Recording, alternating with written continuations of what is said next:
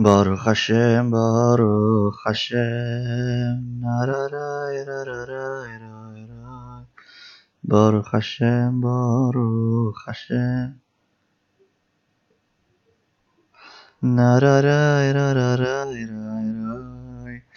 Baruch hashem, Baruch hashem, ay-ra-ra-ra-ra-ra. Baruch hashem, Baruch hashem.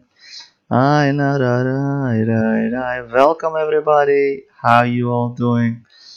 Welcome to our Baruch Hashem video, where we are going to Be'ezras Hashem bring Mashiach Tzidkenu right away. And I'd like to wish all of you a great and unbelievable day, night, evening, from wherever in the world you are. We really hope that you have a great time today while we schmooze about Mashiach and so on and so forth. So let's get into it. And if you're here with us, give it a thumbs up and share this video with all your friends and your family, and your brothers and sisters on Facebook and on Twitter, so that we can have a great time together today.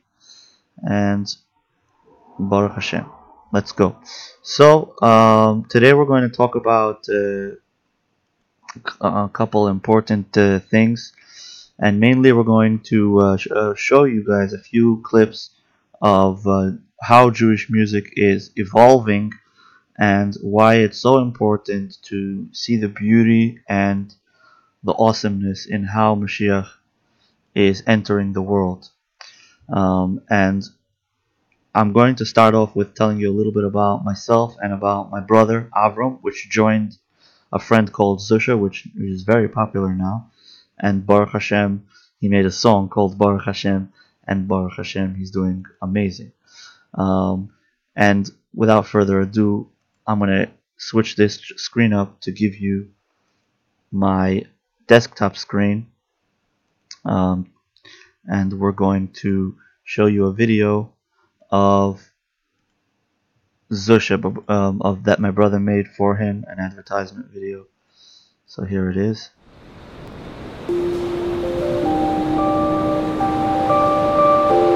This is a video that my brother made for Zusha. You can watch the whole thing on Avram Edery on YouTube. Reminds me of Matisio a little bit. That's like awesome. Two wings to fly with, fear and love, cast onto waters with help from never.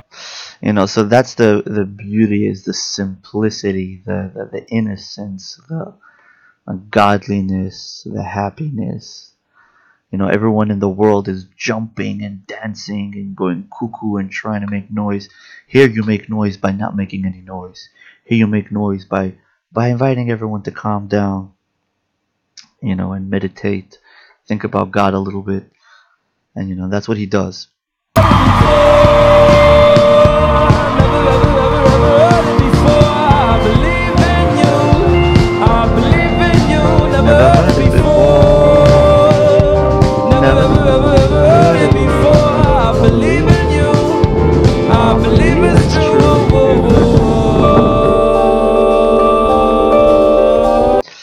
So that's the beauty of Zusha. In this video, again, Avram Edery, my brother, merited to be with him and to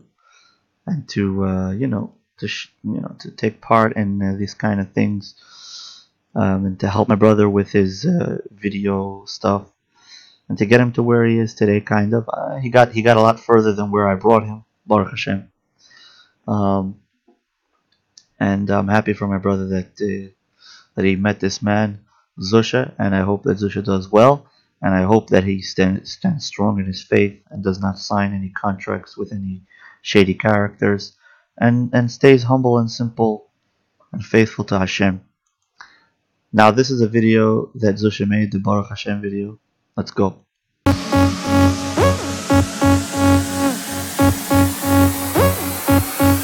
Hashem, Baruch Hashem,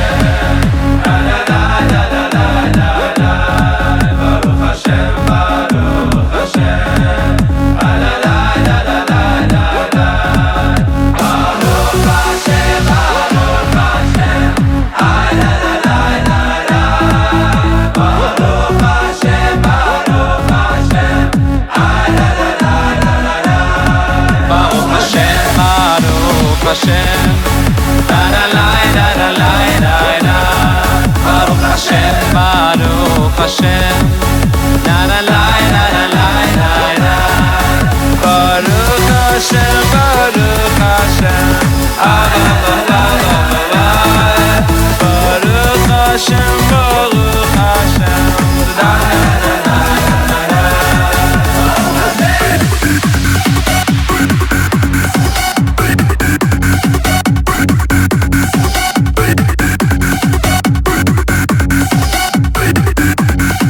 Baruch Hashem. You get the idea. Unbelievable chayos, unbelievable energy. These chevre are doing their best to bring Mashiach and to do it in a Baruch Hashem gewaldige way. I'm checking here. I'm seeing if you guys have wrote any comments. Not yet. Okay, take your time. You know, we have a long night. Anyway, let's see. Zusha, the Hasidic hipsters of Zusha. Huffington Post. I don't like the Huffington Post. They're very into a lot of stuff that's very shady. They may be picking this man up in order to put him down, just like Matisyo was orchestrated, kind of. I feel, many Jewish stars have risen and fallen, unfortunately. Hopefully, Zusha is not one of them. Hopefully, he stands strong to his faith and creates many neshamas for the Jewish people. And here they have, a nice article about him explaining his whole concept and yada yada yada. I just hope that Zusha is okay and that he is going to be just fine and that he is what he is perceived to be. I hope he's not another plant and a plant that the government's going to use to throw things back and forth. I hope that he is a legit person. In this video, the chevre, some of them are throwing up this sign, and for those in the music industry, they know that that's the devil horns. That's allegiance to the devil. And he has a checkered shirt. It could be just by accident, or it could be that it's going on other things. But I'm not gonna just sit here and speculate. We have to see how things play out. So far, my brother saw him and says he's a good guy. This is Melech Khan, which also has a similar, very similar style of music. כולנו מתפללים ומחכים למשיח רק יגיע כשכולנו חברים. So he has a message, and in Yiddish it comes out the best, which is basically Mashiach's waiting for us. You guys are waiting for him. He's waiting for us. Let's get our act together and make differences in the world. Now, obviously, if you go on Google, you won't see all the action in Jewish music. It looks like it's irrelevant. It looks like it's dead, or it looks like it's reformed. But if you look extremely, extremely closely, and you happen to know what you're looking for, then you might find, some stuff that are actually connected to Judaism. But then again, this is the future. This is where it is, because this is the culmination. This is the culmination of historic value. This is not just another. This is, there's a reason why modern. Who's the king of Jewish music? MBD, right? Mordechai ben David. Mordechai ben David is a great person, but teaching social media to the king of Jewish music. So yeah, he's trying to get into it, but it's not just when you see teaching social media. It's not just teaching him how to do social media. He has to learn how to connect on a whole new level. You can't stay who you are and try to relate to other people today. You have to know how to really be a real person. Till today, psychopaths, sociopaths, narcissists, egotistic people have risen to the top because of their narcissistic, egotistic nature, and so on and so on and so on and so on. We still have Jewish singers today that are of a narcissistic or egotistic nature. They are very full of themselves. There's a difference between knowing how to make money and just being full of yourself. This reminds us a lot about specific politicians which have to go around with tons of security, and they claim and they pretend that they're nice and peaceful. Look at this guy; he looks like he can't even hurt a sheep. But But if you know them personally, it's like, thank you very much. Yeah, cliche. No feelings, no energy. I'm here to make a few dollars, and I'm good at it. I'm a businessman before everything else. I know how to cry. Pay me to cry. It's a different game today. It's a new world, Hillary. To quote Kanye West. So Jewish music today is nished dust. This is not what it is anymore. Avram Fried, a great. I'm not trying to rip these people a new one, guys. I'm just saying. You see, this is a very beautiful, a very, a very beautiful smile, a great person. But there's nothing in there. There's nothing in there. His cheeks are hurting because he has to smile so much.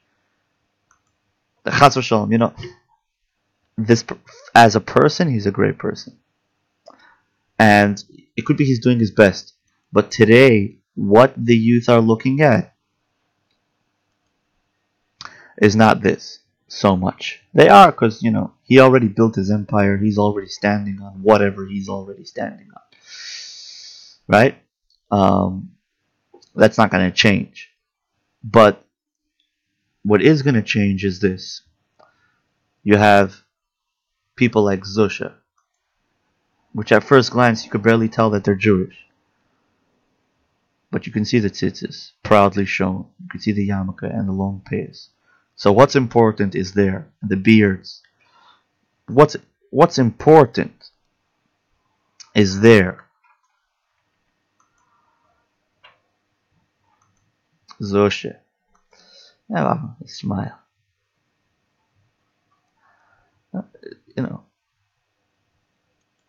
a more recent thing. There are still people that are stuck in the matrix and they like this kind of stuff. This cliche stuff. This typical perfectionist stuff. Everything has to be perfect. It's not about being perfect anymore today. It's about accepting the other. That's what the teenagers understand. And that's why you see the chevra in this video. You see the youngsters. You see these guys? These guys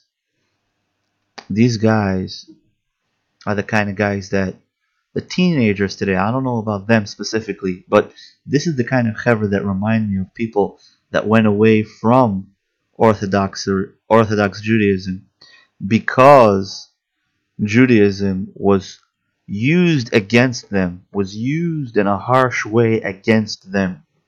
And they're like, we don't want any part in this. Now, you have a guy like Zusha comes and says, no, there's good aspects of Judaism, don't worry. What they did to you with Judaism, they didn't do it because of Judaism. They did it because they're control freaks. And if you just dig a little deeper into them, you'll see that they have nothing to do with Judaism. They're all about themselves. They're all about controlling the other. They have their own game plan that they put together in their mind, and they're 1,000,000% sure that there is no other game plan. They're not ready to collaborate with anybody because all the attention is going only directly to them, not to God. They're not here to discuss with you what's right and wrong and to prove that they're wrong and maybe you're right, or the other way around. It's not about that. It's about them only, where the attention lies. So, a lot of Hasidic philosophy has to be learned in order to understand these deep concepts, these deep psychological warfare. And that brings us back to this guy, a good friend of ours, Daniel Amram, which has become recently very popular. Sarafti et atfilin biglal, whatever. He burned his tefillin. He's mad at Judaism. He's busting against Judaism. Here he is burning a Bible, and he thinks that the and I watched his videos and I can understand where he's coming from. But he thinks that Judaism is the enemy. He has to know, Daniel, אתה צריך לדעת, יש הרבה יהודים שחושבים בדיוק כמוך, דתיים, שמתפללים כל יום, והם נזהרים מלהיפגש עם יהודים שמשתמשים ביהדות לשנוא, להרוס, להרביץ. לשני את החיים. אז אל תדאג, השנאה הזאת שאתה רואה מהיהודים הדתיים האלה, זה לא קשור ליהדות. אתה צריך רק לדעת את זה. You have to know that the hate you might see coming out of Judaism is not from Judaism. It's just hate issues of people that people have hate. So they happen to be Jewish, so it mixes up with their Judaism. But it's not that the Judaism brings them to hate. You'll have hateful people in every congregation. You have tzaddikim beinanim rishaim, which is no one likes my stuff. Tzaddikim beinanim rishaim, which means the holiest kind of people, and then you have the middlemen people, and then you have the evil people, and in every 10 people that you have, you have this whole spectrum. So it's not a big deal to say, oh, I saw hate in Judaism. No, you saw hate in mankind. In every, I'm sure, Buddha teaches Buddhist stuff and whatever. You have the students which are still learning, which are still, they're not there yet, but they're definitely working on it. And then you have, people that are there already. All right, we'll continue soon, Yichya Malach.